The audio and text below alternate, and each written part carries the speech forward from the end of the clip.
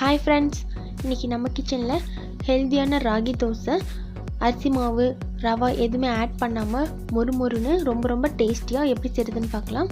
இது வரைக்கும் தமிழ் ஃபன் சேனலை சப்ஸ்கிரைப் பண்ணாத நண்பர்கள் சப்ஸ்கிரைப் பண்ணிக்கோங்க. அப்படியே பக்கத்தில் இருக்க பெல் ஐக்கானை கிளிக் பண்ணிடுங்க.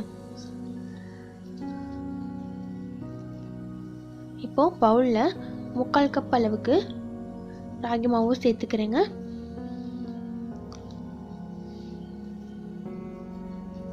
முக்கால் கப் மாவுக்கு 1 டீஸ்பூன் உப்பு சேர்த்துக்கலாம். நீங்கள் எந்த கப்பில் மாவு எடுக்கிறீங்களோ அதே கப்பில் 1/4 கப்புக்கு தண்ணி சேர்த்துக்கலாம். ஸோ ஒரு அளவு கரெக்டாக இருக்கணும் அப்படின்றனால நான் தண்ணி கரெக்டாக அளவு மெஷர் பண்ணியிருக்கேன். இதே அளவில் செஞ்சு பாருங்கள். 3/4 கப் மாவுக்கு 1/4 கப்பு தண்ணி கரெக்டாக இருக்கும். இப்போ இதை கட்டிங் இல்லாமல் நல்லா மிக்ஸ் பண்ணிக்கோங்க. இது கூட இப்போ ஒரு முட்டை ஆட் பண்ணிக்கலாம்.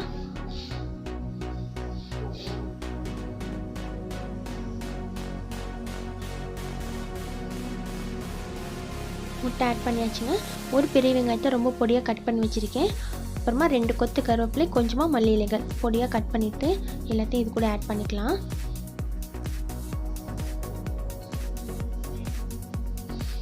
ஆட் பண்ணிவிட்டு நல்லா மிக்ஸ் பண்ணிக்கோங்க.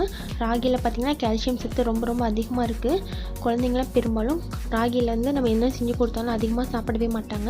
இந்த மாதிரி ஒரு ரோஸ்ட்டாக ரவா ரோஸ்ட் மாதிரி செஞ்சு கொடுத்தீங்க அப்படின்னா வேணானே சொல்ல மாட்டாங்க. ரொம்ப கிறிஸ்பியாக இருக்கும். இந்த மெத்தடில் நம்ம செய்யும்போது எல்லாருமே விரும்பி சாப்பிடுவாங்க. இந்த மாதிரி எல்லாத்தையும் சேர்த்துட்டு நல்லா மிக்ஸ் பண்ணிக்கோங்க.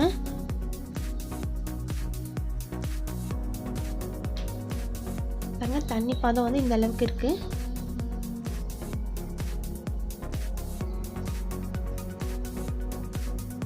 இப்போ இது கூட நம்ம எதுவுமே ஆட் பண்ணலை. ரவா, அரிசி மாவு எதுவுமே சேர்க்கல. ஆனால் தோசை பார்த்திங்கன்னா ரொம்பவே கிறிஸ்பியாக சூப்பராக வரும். ஸ்டவ் ஆன் பண்ணிவிட்டு தவா நல்லா ஹீட் பண்ணிக்கோங்க. சூடு கம்மியாக இருந்துச்சு அப்படின்னா உங்களுக்கு அந்த அளவுக்கு கிறிஸ்பியாக வராது. தோசைக்கல் நல்லா சூடாக இருக்கணும். மேலே இந்த மாதிரி மாவிட்டுக்கோங்க. நம்ம தடவக்கூடாது. ரவா ரோஸ்ட்லாம் செய்வோம் இல்லையா, அதே மெத்தடில் தான் ஊற்றணும்.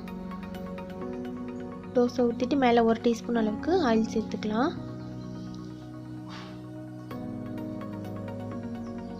தோசை வெந்ததும் பாருங்கள், ஆட்டோமேட்டிக்காக அதுவாகவே சைட்லலாம் நல்லா எடுக்க வந்துடும். அதுக்கப்புறமா திருப்பி போட்டுக்கலாம். 2 சைடு வெந்ததுக்கப்புறமா பிளேட்டுக்கு மாற்றி சர்வ் பண்ணிடலாம். ரொம்ப ஈஸியான மெத்தடில் சூப்பராக வந்துடுச்சு பாருங்கள். நம்ம இப்போ எக்கு சாப்பிட மாட்டிங்க அப்படின்னா எக்கு சாப்பிடாமல் எப்படி ரோஸ்ட் பண்ணுறது அப்படின்னு பார்க்கலாம். பவுலில் 3/4 கப் அளவுக்கு மாவு சேர்த்துருக்கேன். அது கூட 1/4 கப்புக்கு தண்ணி சேர்த்துக்கலாம்.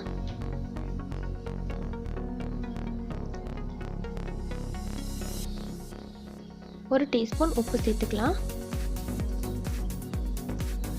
சேர்த்துட்டு நம்ம இட்லி மாவு இருக்கும் இல்லையா, இட்லி மாவுலேருந்து ஒரு கரண்டி அளவுக்கு, ஒரு இட்லி செய்வோம் இல்லையா, அந்த அளவுக்கு மாவை இது கூட ஆட் பண்ணிக்கலாம்.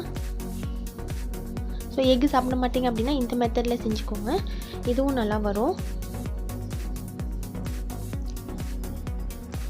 சேர்த்துட்டு நல்லா மிக்ஸ் பண்ணிக்கோங்க. இது இன்றைக்கி நான் ப்ளெயினாக தான் செய்ய போகிறேன். இதுலேயும் நீங்கள் வெங்காயம், கருவேப்பிலை, கொத்தமல்லி எது வேணாலும் ஆட் பண்ணிக்கலாம். அதுவும் நல்லாயிருக்கும். ரொம்ப ஈஸியான மெத்தடு. 5 நிமிஷத்துலேயே மாவு ரெடி பண்ணிடலாம். பாருங்கள், மாவோடைய பதம் இந்த அளவில் இருக்குது. ஸ்டவ் நல்லா பேன் நல்லா சூடாக இருக்கணுங்க. அதுக்கப்புறமா இந்த மாதிரி மாவை தெளிச்ச மாதிரி ஊற்றிடுங்க.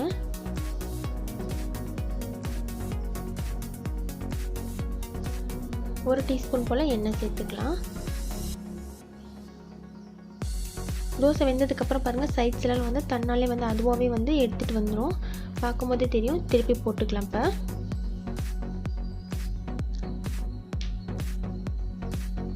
இப்போ 2 சைடு வெந்துருச்சு.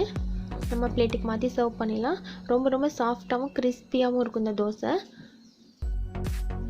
இதே மாதிரி நீங்களும் வீட்டில் ட்ரை பண்ணி பாருங்கள். இந்த வீடியோ உங்களுக்கு பிடிச்சிருந்துச்சுன்னா மறக்காமல் லைக் பண்ணி உங்கள் ஃப்ரெண்ட்ஸ்க்கும் ஷேர் பண்ணுங்கள். தேங்க்யூ.